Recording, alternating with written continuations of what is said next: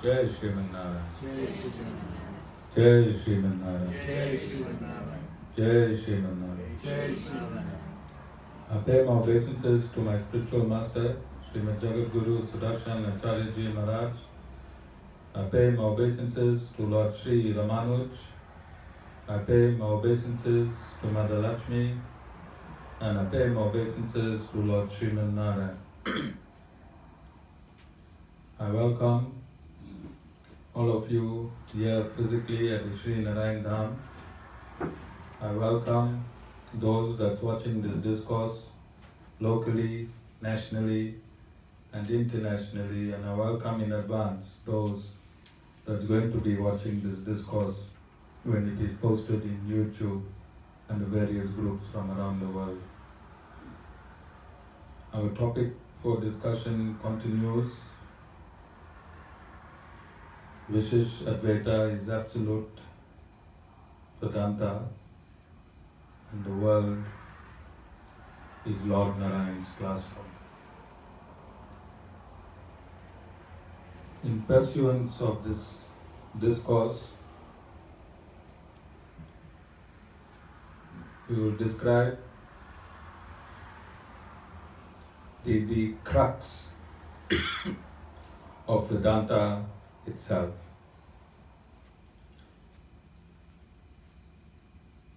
Vedanta, the main points of Vedanta is basically the description of the individual soul, the attributes of the individual soul, the identification of the Supreme Personality of Godhead, the attributes and supremacy of the Supreme Personality of Godhead, the description of material nature, the relationship between the individual soul and the Supreme Personality of Godhead, the relationship between the individual soul and material nature, and the relationship between the Supreme Personality of Godhead, the individual soul, and material nature. This is the main points of the entire Vedanta. These are the main points of Vedanta. Lord Sri Ramanuj, 1,000 years ago, when Vedanta in its absolute form had disappeared from the minds of man, Lord Sri Ramanuj re-established Vedanta in a series of works that has been subsequently described as Vishishtadvaita. This re-establishment of Vedanta is solid. It cannot be shaken. It is unparalleled and unsurpassed.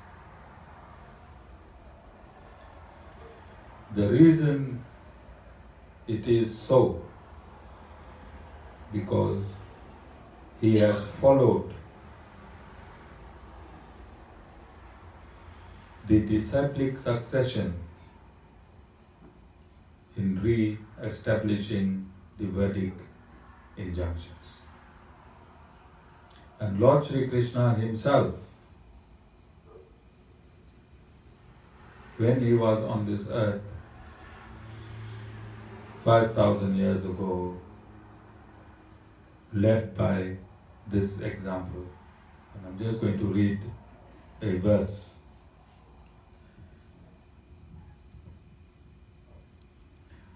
From the Sri Gita Bhasya of Lord Sri Ramanuj, chapter 4, verse 1. I taught this imperishable yoga to Visvasan.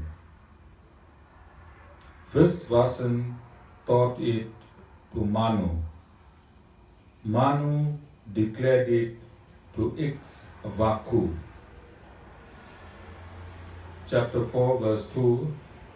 Thus handed down in succession, the royal sages knew this, but with the long lapse of time, O Arjuna, that yoga was lost to the world. Chapter 4, verse 3. It is this same ancient yoga which is now taught to you by me, as you are my devotee and my friend, for this is a supreme mystery. So this trend of imparting and re-establishing Vedic knowledge is coming from ancient times. And you can see that Lord Sri Krishna had spoken the Bhagavad Gita to the sun god Visvasan about 120 million years prior to speaking it again to Arjuna. He has not changed any knowledge. He is speaking the exact same knowledge that he spoke in that epoch or in that creation when he gave this knowledge to Visvasan, the sun god. Lord Sri Ramanuj, in his re-establishment of Vedanta, has done exactly the same. If you read his Bhagavad Gita is the only Bhagavad Gita that corroborates his purport with hundreds and hundreds of verses from the Upanishads. So the purport of Lord Sri Ramanuj on the Bhagavad Gita itself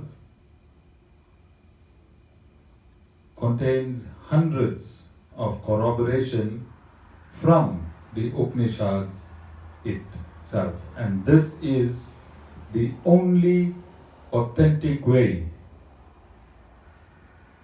as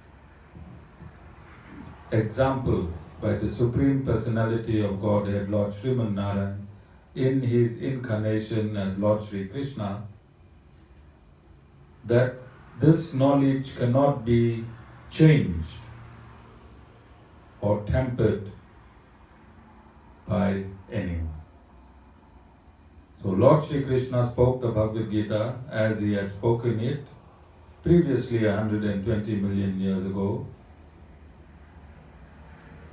Lord Sri Ramanuj re-established Vedanta as it was established 5,000 years ago by Vedavyas himself. There is absolutely no contradiction in the establishment of Vedanta as collated and compiled by Vedavyas 5,000 years ago. That same knowledge, in its absoluteness, without a single contradiction, addition or subtraction, was used in re-establishing Vedanta 1,000 years ago by Lord Sri Ramanuj. And today, 1,000 years later, it is exactly that same knowledge in its solid basis, in its absolute basis, as it was compiled by Veda Vyas at the end of Dwapara Yuga. I am now giving you that knowledge through knowledge of the disciplic succession without changing one word or meaning of the knowledge originally compiled and expounded by Veda Vyas himself. So I'm going to read from the Vedanta, I'm going to read from Lord Sri Ramanuj's Vedanta, Vedartha, Vedanta Sangraha. Vedanta Sangraha, one of his 9 works that he wrote, which has been categorized as Vishishtadvaita. And in this work, verse 130, and I quote Lord Sri Ramanuj himself, he states in verse 130, the philosophical approach developed herein is one that has been presented by the Vedas, whose import has been clearly revealed by the ancient commentaries on the Vedas and Vedanta, and has been unanimously adopted by the great ones like Bhagavan, Bodhihana, Tanka, Dramida, Guhadeva, Kabardin, and Barusi.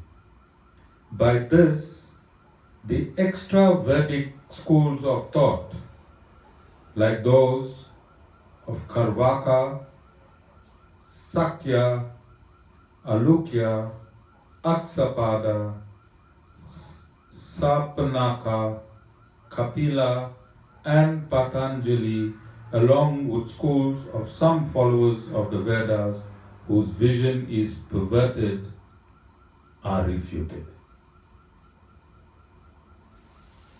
So 1,000 years ago, Lord Sri Ramanuj re-established Vedanta in its perfection and refuted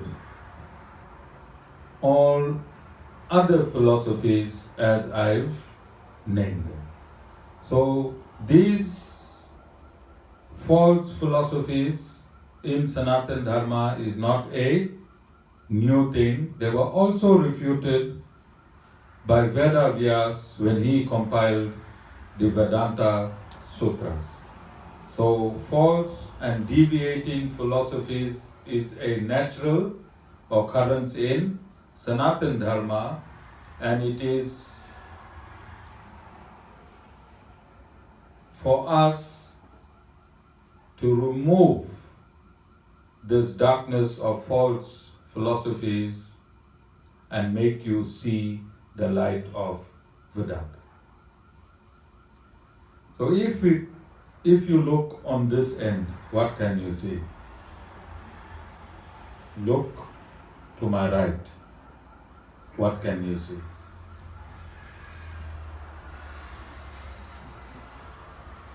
And now what you can see? There is load shedding. So this your entire vision on my right, your left, is obscured. You cannot see anything. Can you see a road going up? Keys Avenue. Can anyone see Keys Avenue? You cannot see Keys Avenue. yet it is about 100 meters away, 200-300 meters away, you cannot see it. Can you see the rows of houses that's there? No, you cannot see it. Is it there? Why you cannot see it? Sorry? There are no, but you have eyes. You have eyes? The same eyes that you have, which is functioning as it has always been functioning, cannot see when there is no light. So what is the capacity of your eyes without light? Sita, if you had to live in that darkness, if the sun does not rise tomorrow, and if the municipality does not put the light on tomorrow night and all the nights, and for the next 10 years the sun does not rise and there's no light at night, what can you see? You cannot see anything, yet you have eyes. Because you need another entity to reveal. You need another entity to reveal the truth, although you have eyes.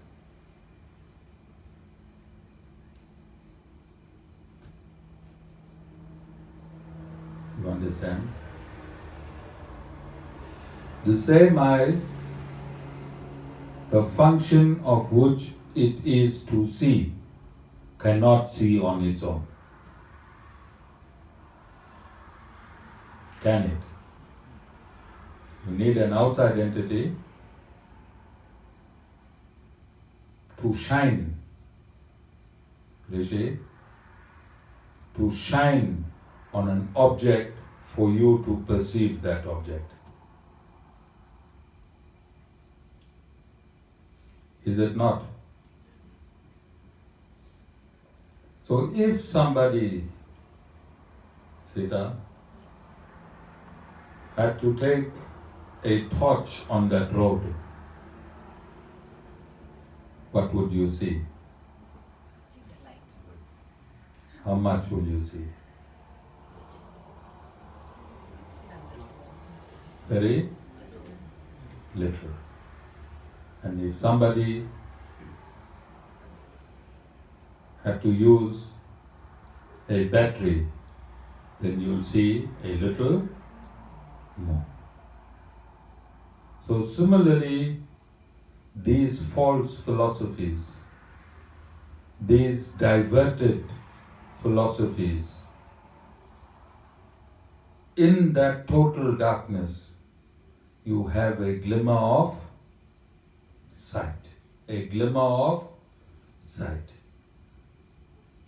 These followers are in 99% of darkness, like outside there. If somebody, Sita, and you was in that university, somebody out there shows you a torch in that perpetual darkness, you are going to see something, 1% of what you would be able to see if the sun was out.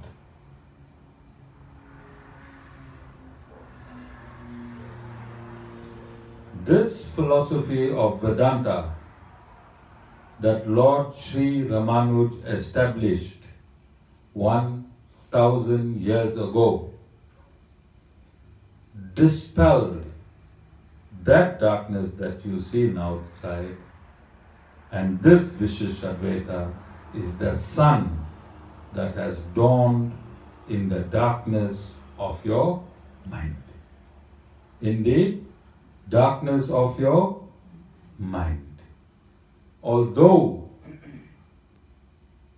intelligence is a quality of your consciousness, although intelligence is the quality of your consciousness,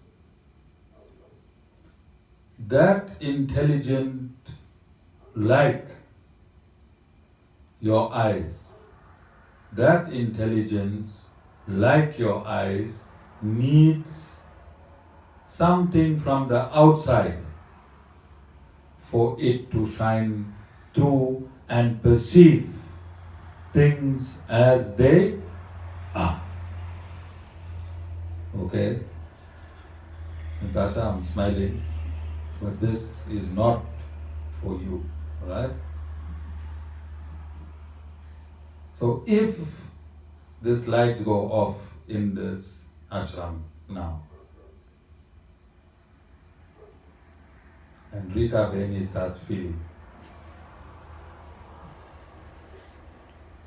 in this darkness, if she feels Natasha, she can mistake it for a elephant's feet.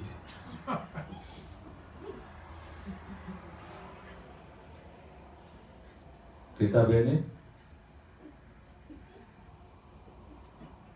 You understand?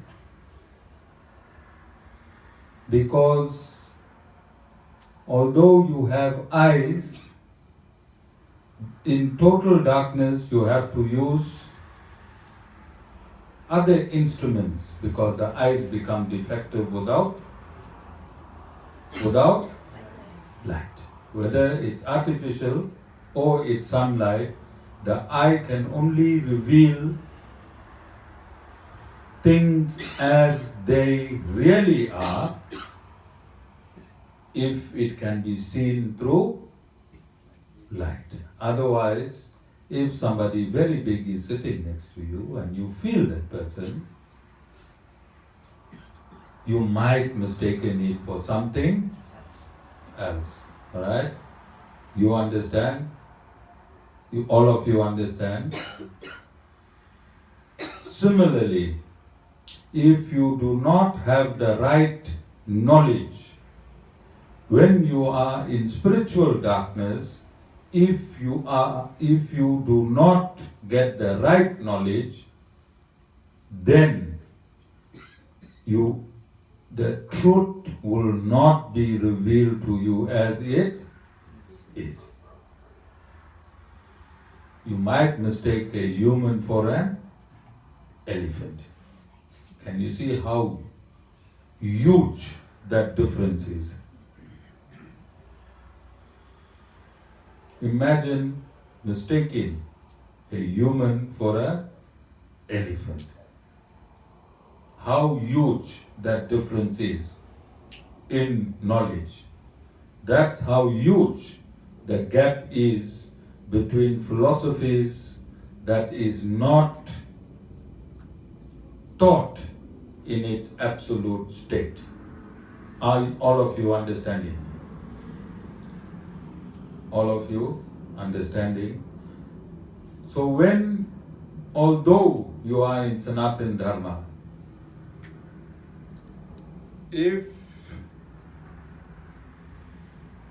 a guru does not teach you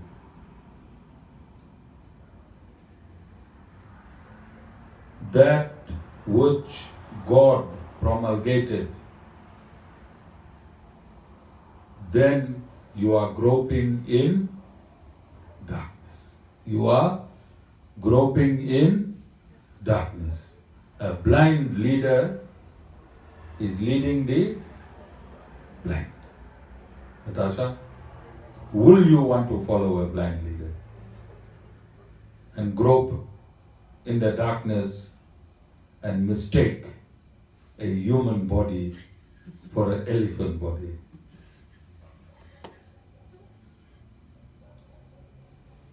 And this is what's currently happening in Sanatana Dharma. So, the Maya philosophy, you all heard of Maya? Who's Maya? Whose cousin's name is Maya, auntie's name, sister's name?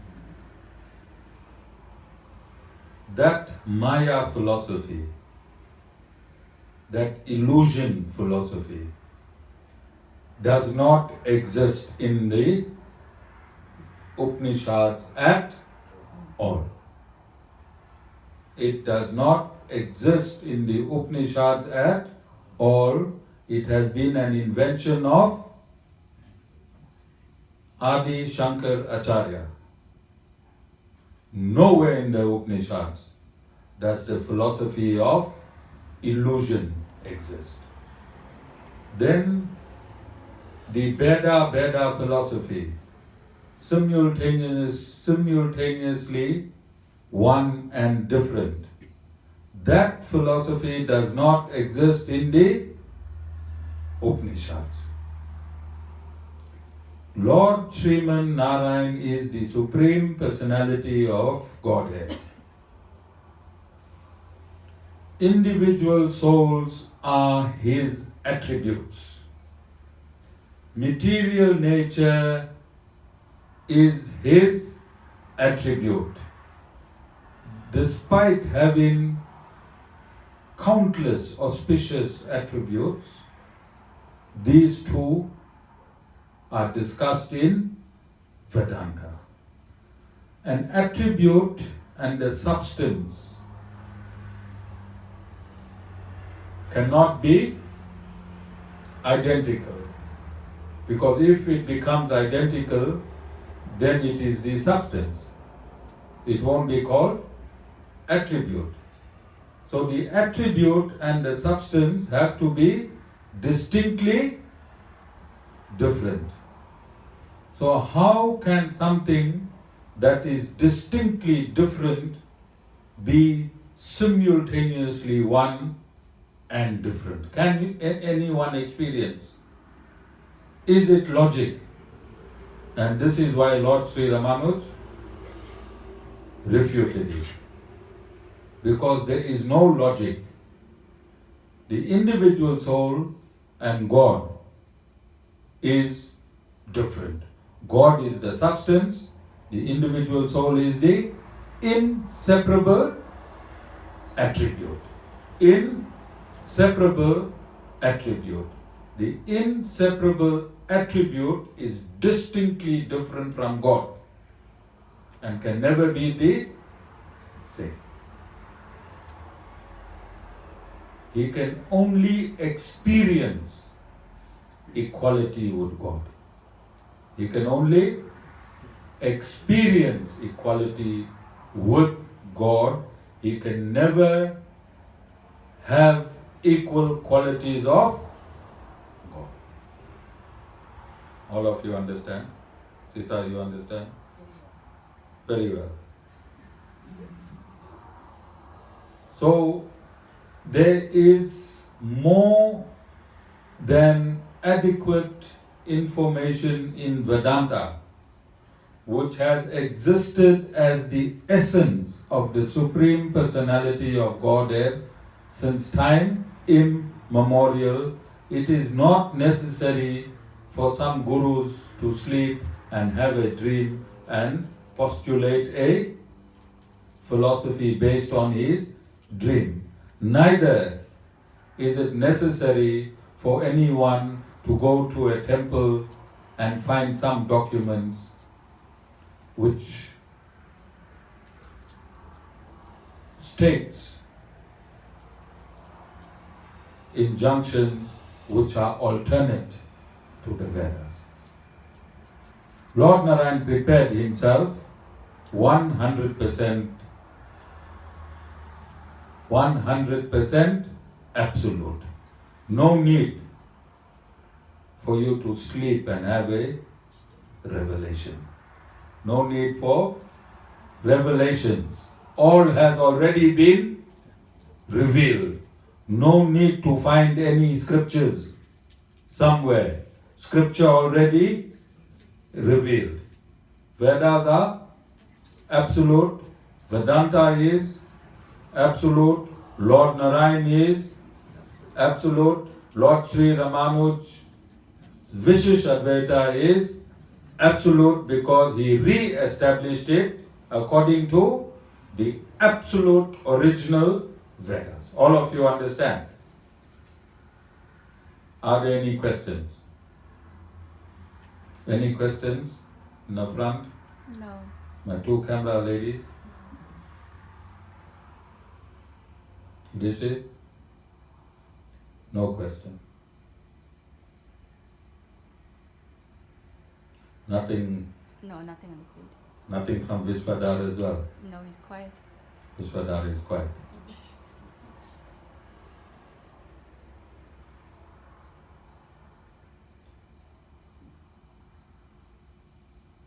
If you have the opportunity, come to me and I'll give you the source of all my discourses for you to verify and corroborate.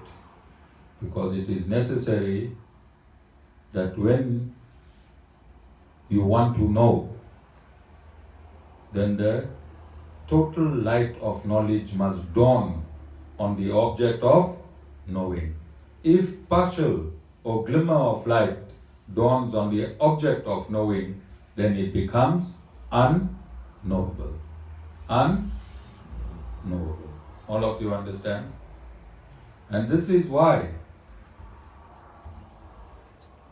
the chaos in Sanatana Dharma is so rife. Because the light of darkness is not the light that was supposed to be given, and you only see slivers of light. And if this hall goes into darkness, and if you see a sliver of light, you'll never be able to describe this hall. And if you came here for the first time, you won't know how to leave. You understand? You won't know where the entrance is. And Vedanta has been created. Vedanta, the reason Vedanta was created. Why, Natasha, was Vedanta created?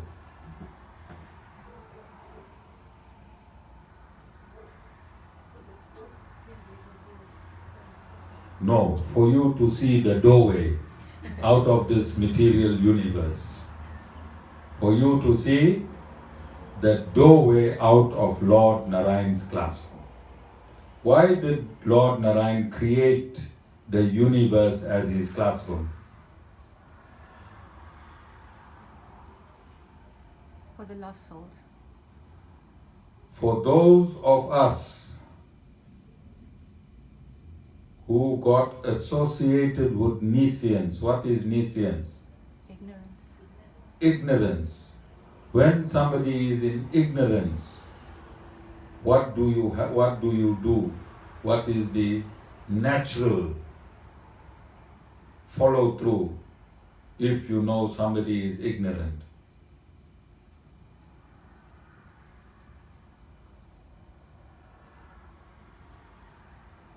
Is to give them right knowledge, is to educate them so that they can leave their ignorance. So when an infinite amount of souls associated themselves with ignorance, what did Lord Narayan do? He created millions of classrooms called universes or multiverses. He created millions of classrooms called multiverses, and he sent them as students to experience their ignorance in his various classrooms, wearing 8.4 million types of bodies. So let's look at this. Originally, all souls have the character of absolute bliss and knowledge. All souls have the character of absolute bliss and knowledge when touched with ignorance. that absolute knowledge contracts. That absolute knowledge contracts into a void. Like if I turn this light off now, you have knowledge of me sitting here, you have knowledge of the windows, of the doors, of the taps. Natasha, you have knowledge where the food is currently, alright? All this knowledge is there, but if this light have to go off, what happens to your knowledge of the objects? Goes away. It disappears. Similarly, as soon as you are touched by ignorance, your transcendental knowledge is switched off and you are in darkness, like this load shedding on my right. Okay, I see some light has. Okay, you understand? Then Lord Narayan creates this classroom in millions of multi-verses, together with 8.4 million types of body that you wear to experience this nescience or ignorance, and then he provides you with Vedanta, and Vedanta is the light that will show you the door on how to leave the classroom of Lord Narayan and go back from where you originally fell off, and that was your inseparable relationship, knowing relationship with Lord Narayan. You understand?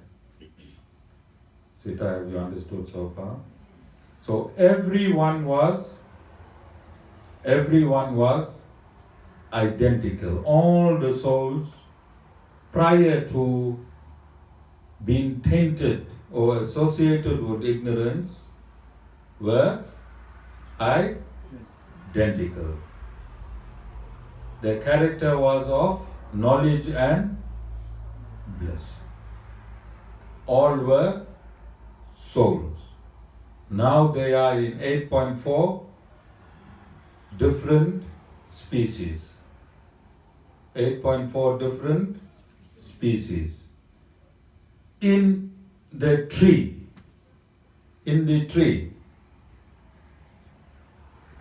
when we say a beautiful rose tree,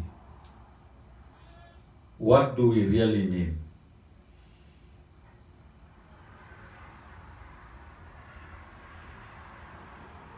What will our ultimate meaning be?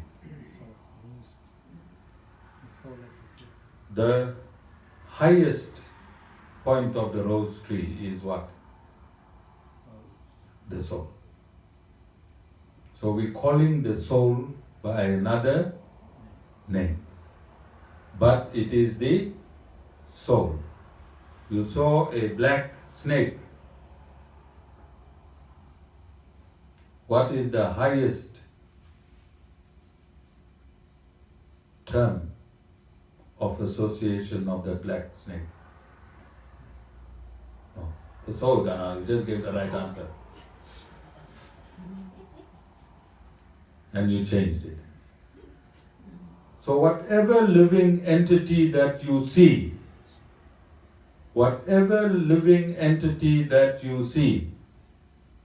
anywhere, its title after this body is always the soul. Because if you remove,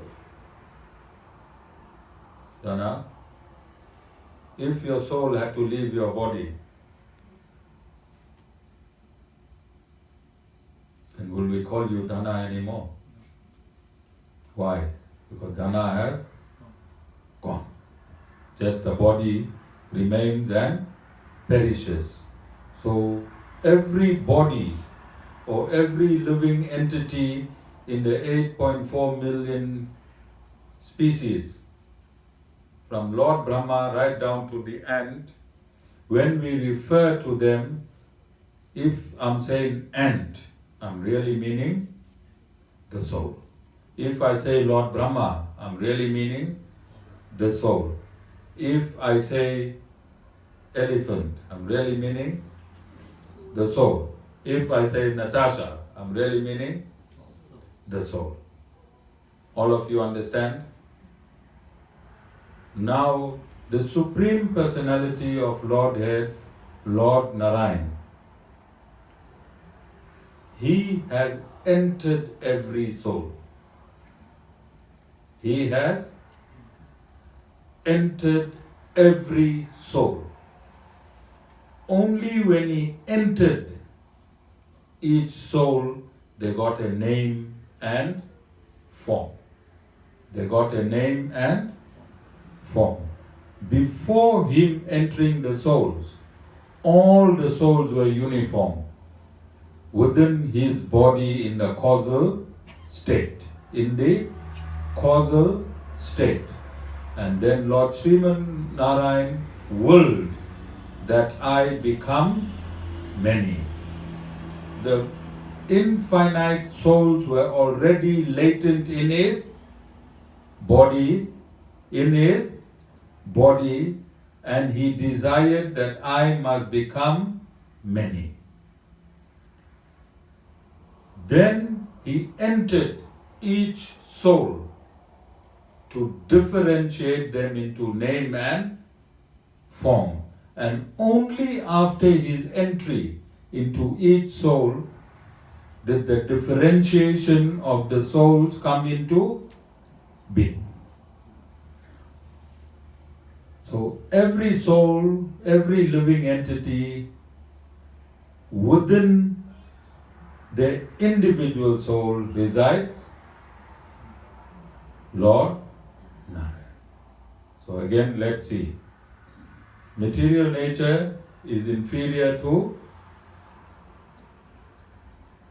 the individual soul that it embodies. Is it not? Material nature is inferior to the individual soul that it embodies. The individual soul is inferior to Lord Narayan that it embodies. Are you understanding? Are you understanding, Sita? Yes. Let's do it again. The material body is inferior to the individual soul that it embodies. The individual soul is inferior because the material nature is inferior to the individual soul it embodies. We refer to that body as the soul because the soul is superior than the body. The body perishes without the soul. It can only sustain itself whilst the soul is within it. So although we call that body Dhana, we were really referring to the soul. Now, that the soul itself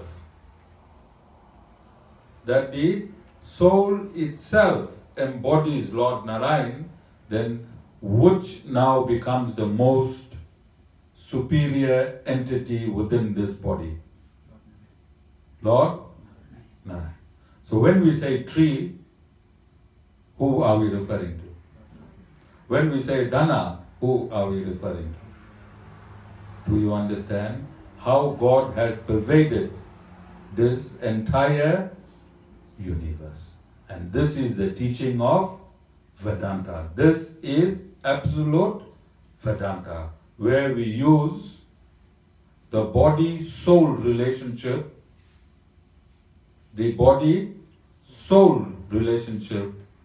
as expounded in the Upanishads, would show that the Supreme Personality of Godhead has entered each and every living entity and has also entered each and every material atom and given them name and form. So the body of Dhana, the form of the material body of Dhana also contains Lord Narayan in each atom, and that form is the form of a human body.